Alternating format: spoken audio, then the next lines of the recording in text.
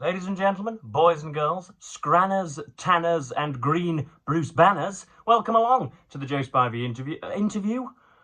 Good God, welcome along to the Joe Spivey YouTube channel, where we discuss books and little else. You will have seen, no doubt, that I'm already stumbling over my words, and that is the fourth time I have tried to introduce this video. I never slip up on the opening.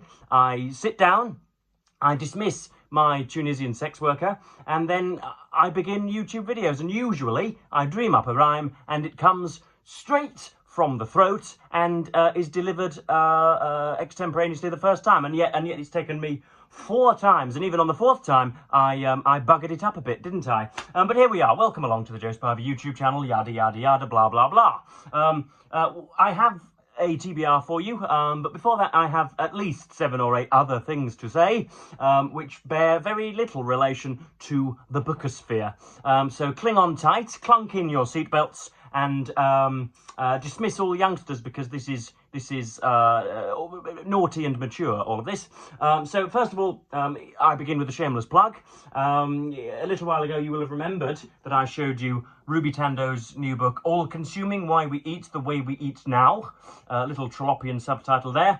And that review is now available on Open Letters. At a point when truth can be warped, widowed, or presidentially jeopardised, when up can be down, and Cornwall can be a province of Tunisia, if a person so wishes, legitimate expertise is sacrosanct. That is how my review begins of that, and I will leave a link down below.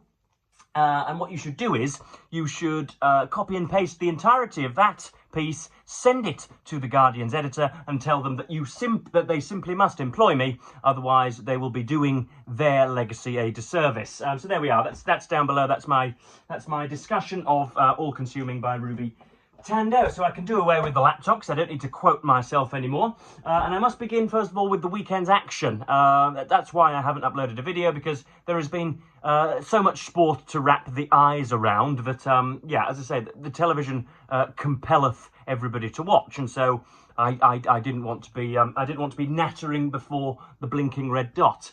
But Chelsea beat Liverpool, high flyers Liverpool. We checked their vanity, and as a result, Arsenal are now top of the league. But most importantly, Hull Kingston Rovers, in a hard-fought, muddy semi-final over at Craven Park, just 4 or 5 miles north of me, they defeated the St Helens. And so we go to our 2nd consecutive grand final, facing the nastiest, beastliest, and perhaps most impressive side in the country at the moment, the Wigan Warriors. We have shared the spoils so far in 2025. Wigan have played at our ground and beaten us. We have played at their ground and beaten them. But they are playing the better rugby at the moment, and so next Saturday, when I am shrinking violet, I will be nervous because I fear defeat. We are 1 game away, 80 minutes away from a historic treble, which will steal all headlines, and yet somehow we still go in as the underdogs because Wigan are, by definition, favourites. So there we go. That's why I haven't been bothered with YouTube or with reading an awful lot. I have finished. In fact, no, we won't get onto the books just yet. But that's why, as I say, I haven't been logging on. But I do have a story to tell you. In order to complete this TBR, I needed to head down to the local Waterstones, which is just a 15-minute walk away into the city centre. And on my way, I ran into not an old friend, not even really an acquaintance, but just somebody whose face I recognise on a sort of thrice annual basis. What's the word for thrice annual? Is it triennial or triannual? One of the two. If you have either of those words on your Joe Spivey verbal bingo card, then you can have all the points this morning. But I see him, as I say, once in a blue moon. He is an old friend of the Grand Viceroy's from his scooter days, when he used to brum around on poor Italian machinery. And our conversations are cyclical. First of all, he always misnames me. He's called me Jacob and Jack and Harry. He runs through all sort of neo-royalist English forenames before arriving at Joe. I always have to correct him, and as I say, our conversations are cyclical. Every time our conversations eat their own tail every time. So he will ask me how I am. Well, not how I. He will ask me what I'm doing in life. He will ask me.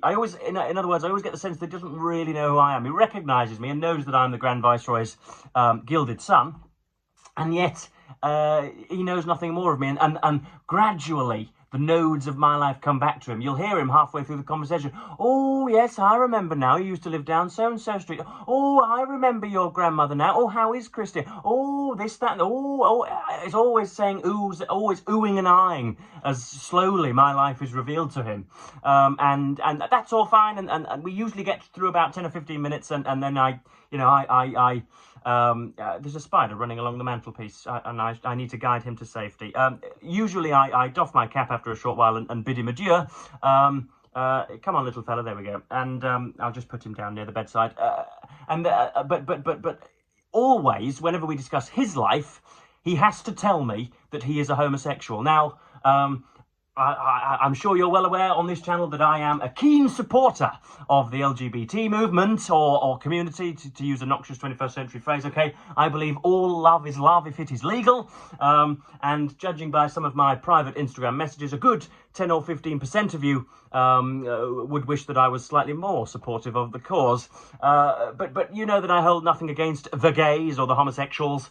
But I sense strongly that whenever we do discuss his habits and his, and his love life, that he is trying to recruit me. I always feel as if he's trying to sort of, rope me in to some of the man-on-man action. And who knows? After 6 or 7 pints, and if Tom Brady was across the room from me, then who knows what I wouldn't give for 15 minutes with that fella. But I am almost completely heterosexual, and so whenever he comes out with all of this, whenever I feel as if he would quite like to invite me around. I mean, this man is nearing 60, so even if I were of that persuasion, I don't think I'd be hanging around with his poor lot. But whenever he does bring that up, I always then I'm always rather reactionary in response. I'm always like, well, yes, well, see you, Gary. I've got rugger to attend to this evening. Yeah. I've got some breasts to be admiring, so I'll see you. I've got some people to be beaten up, because I become austerely heterosexual in his company. So that was my my triennial conversation with Gary Green. I do hope that he doesn't click onto the channel. He doesn't know that I produce YouTube videos, so the odds of him the odds of the algorithm serving myself up on a platter to him is the odds of that are low. But then, just when I thought the walk couldn't become any more noteworthy, I was on my way back, having been to Waterstones and handed my money over to the officious clerk behind the counter. I was then walking back through the sort of main, again, where I live is called Victoria Dock. It's Dockland, but it's been nicely redone into apartments and houses. So it seems a separate community to Hull. I was just walking through there, and a small, very, very small lady was cleaning what can only be described as a massive blue SUV. It didn't get the brand, didn't get the didn't get the TDI for those petrol heads who were curious. But she was a very, very small lady, and she was washing her car, but not with the traditional squeezy sponge. She was doing it with a shall we say, an apple flavoured floor wipe. And she obviously couldn't reach over to her roof. She'd done all the panelling. She was just reaching over to her roof, and I, being the decent-minded citizen, thought, well, surely there's no harm in asking her if she would like me to complete the job. So I said, rather jauntily, oh, do you need some assistance there, lady? And I didn't say that, but I said, could I be of assistance, love? So essentially, I can't quite remember what I said, but I said, do you need any help there, was probably what I asked. And she said, she looked at me as if I had just asked her, she looked at me as if I just commanded her allegiance. She looked at me as if I just said, what size knickers do you wear? She looked in peril. She looked as if she thought I was about to attack her, but of course I wasn't, and then that was the end of it. She said she had a husband in the house, and I thought, well, yeah, that's jolly fine. I scarpered before the husband came and wrung my silly neck. So yeah, that was my story. It seems nowadays, if you ask a citizen if they need assistance, they view that as a sexual advance. Again, a small lady, probably nearing 60 as well, wouldn't be seen dead with her, and yet she felt that I was that I was being proprietorial, or that I was about to invade her personal space. Anyway, that's my morning's wander, and that is why I'm feeling energized. So yeah, But believe it or not, I do have for you a TBR today. So we have 3 sections here to this TBR. We have, first of all, what I have already read this month. We are already on the 6th of October. I have read this, which is the 3rd intake of the Jeeves omnibus in a cool mint colour scheme.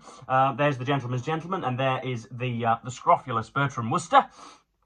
And this has been absolutely spectacular. Again, I go into Wodehouse knowing that there will be conviviality betwixt myself and the author, but I also look for seriousness. And there was an inkling of seriousness, but not as much as I would have liked. You go for Wodehouse for comedy and for not much else. In other words, I think Plum, Plum, as us proper fans would call him, I think Plum had it in him to be very, very serious and to be a little bit more complex and to pull at the heartstrings, maybe. I believe he was a serenely intelligent man, and yet it just never occurred to him when he sat at the desk. But yeah, the mating season, Ring for Jeeves and Very Good Jeeves. That's ordered wrongly because Ring for Jeeves comes first. But yeah, absolutely spectacular. Gussie Finknottle and, Bill Roaster and Madeline Bassett, all the usual characters on the carousel come wheeling in, and it's yeah, I never stop annotating, simply put. But there we go, and these two, including the 4th iteration of the Jeeves omnibus, Jeeves and the Feudal Spirit, Stiff Upper Lip Jeeves, and Jeeves in the Offing, are going to be read by me piecemeal, because I don't know, I do, though I love Wodehouse, I can only take him in bits and bobs. I don't know whether I tire of him, but it is, I don't know, my love of Wodehouse is rather elastic. You stretch it so far and it begins to snap. So I'll be reading perhaps one novel for between Wednesday and Friday, and then leadening or leavening my reading with something a little more serious and a little more starchy. But there we go. That's what I'll be reading for the rest of the month, on and off. That's the Jeeves Omnibus 4, including Jeeves and the Feudal Spirit, Stiff Upper Lip, and Jeeves in the Offing. So there we go. And then we have, separately from the main wad of the October TBR, we have this, which I hauled a little while ago. This is from Claire Tomalin. This is Samuel Pepys, The Unequalled Self, and there it is, opening out rather nicely. And this is a biography of the world's most famous diarist, I do think. He features prominently in our Assassin's Cloak. And yeah, I know absolutely nothing about the man except that he was ceaselessly honest, and except that his private thoughts have now become our collective public thoughts. So apparently this won the 2002 Whitbread Book of the Year. I have read Claire Tomalin's biography of Jane Austen, and know that she had a brief affair in the 70s or the 80s with one Martin Louis Amis. So there we go. How long is this? This is there's lots of notes. This is without the notes. This is 375, 400 pages. It's apparently a fabulously entertaining biography of the great diarist, according to the Sunday Times. There is no blurb or no description. There is just praise from the establishment's disjecta membra. Sex, drink, plague, fire, music, marital conflict, the fall of kings, corruption and courage in public life, wars, navies or navies.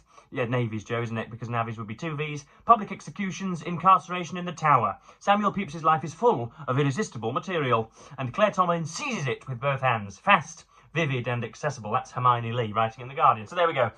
Samuel Pepys, The Unequalled Self. And as you must know, if you are an avid peruser of the BookTube annals, you will know that it is Victober in October, which is a public programme, possibly, of direct self-improvement, which compels everybody to read as much Victorian literature, or I suppose non-fiction, as you may wish. And so we have 3 Victorian novels to get through. We have, first of all, Bram Stoker's Dracula.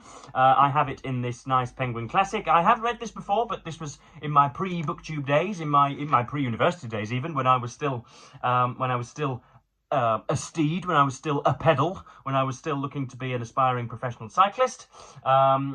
This is Bram Stoker's Dracula. Loved by many, known by few, I think would be the phrase. Praised by many, but known by few. This was written, when was this written by Bram Stoker? Those are his particular dates, 1897. So that just about falls within the Victorian period. Her dates were 1837 to 1901, were they not? Obviously the story of a Romanian immigrant who comes and destroys the white native population. A story for our times, a tale for our times. You'll see what I did there. In all seriousness, this is, of course, probably the horror novel, Gothic novel. So much has sprang from it, and so much owes its lineage to it. And so I better get back to it. I am compelled to call it an epistolary novel. I'm struggling with that pronunciation, but it's written via letters and diary entries. And there's Mina Harker, and there is Jonathan Harker, who of course is a lawyer, who goes to see to Count Dracula's affairs and arrange for him to purchase foreign property in England. So there we are. This is, how long is this? A good, again, 400 to 500 pages. So we shall see if we are frightened by it or moved in any way by it, or even, indeed, if we get to it. And then next up we have, I hope this was written during the Victorian period. He was a Victorian author. When was this published? I really should check these dates before pressing the button, shouldn't I? Come on, Joseph. Hardy's dates are there, but it doesn't tell me when this was published. So terribly helpful. Well, anyway, this is Thomas Hardy's Jude the Obscure. I am sure that it was probably written towards the back end of the Victorian era. Of course, everybody now is opening a new tab and Googling the publication date. This is Jude Fawley, poor and working class, longs to study at the University of Christminster, but he is rebuffed and trapped in a loveless marriage. He falls in love with his unconventional cousin, Sue Bridehead, again, as a little asterisk. I believe it was common to bed one's cousins back in those days. And their refusal to marry when free to do so confirms their rejection of and by the world around them. The shocking fate that overtakes them is an indictment of a rigid and uncaring society. There we go. Oh, 1895. Perfect. So it is a Victorian novel. This is Jude the Obscure. I have only read Hardy's Test of the D'Urbervilles. I was compelled to read it at school and have read it once for your internet-based delectation whilst having this channel. And Hardy's. I don't think he does anything particularly special. Again, if Thomas Hardy was still writing today, he would be the creator of our times. But given the intensity of genius around this period, he doesn't stand out for me. But I saw it, and I think that I owe Hardy a little more attention. So there we have Jeeves the Obscure. And most importantly of all, you will know of, no doubt, a spring chicken, or shall we say a cartoon hedgehog, on the internet by the name of Christopher Russell, who is taking everyone by storm. He may lack what he lacks for in intelligence and material on his channel, he more than makes up for in theatrics. There we go. And he has been, as all hedgehogs are likely to do, he has been scuttling beneath me. He has been, they don't have paws, do they, hedgehogs? He has been clawing at my feet for a little while, for a few days to a week, wanting to know if indeed I could grace his presence and help him read Middlemarch. And so I have forever been looking for a second-hand copy, and today I gave up the ghost of finding a second-hand copy and bought for 10 sterling another copy. This is Middlemarch by George Eliot in pretty pink. I have, of course, a copy, but it has been read twice, and it has been torn, and it has been defaced and therefore debased, and I can't be bothered to go and rub out all of my stencilings, and so I've just got a new copy in the Penguin English Library edition, a sort of a less stable, flimsier edition, but there we go. This is the best novel written by anybody operating in the English language. Christopher doesn't know that yet, but he will soon realise it when he thumbs the first 100 pages. And I assume, given that our friendship is so close and so keen, that we will be reading it together. I think that would be nice if I could not hold his hand, because that brings up all that that brings up all sorts of imagery, doesn't it? But I will help and assist as he walks through this. I know so much about it, having read it twice and having written about it endlessly. And so, yeah, I'm looking forward to meeting Dorothea Brooke and Bulstrode and Casaubon or Casaubon and Mary Garth and all of the others. I'm looking forward to it again. I'm looking forward to being newly stunned.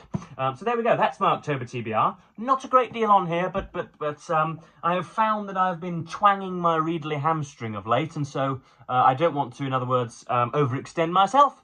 And find myself addled for the rest of the month. So there's Jeeves to be dipping in and out of, Samuel Pepys to be assessing, Hardy to be revisiting, Dracula to be rereading, and George Eliot's Middlemarch to be advertising to a particular Ohio resident.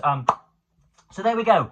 I've pretty much run my course for today. I've somehow chatted for 20 minutes. And I shall now go and what shall I do? I shall probably make lunch, given that I've been delayed by Gary Green and his shall we say his homosexual beseechments, his rainbow flag beseechments.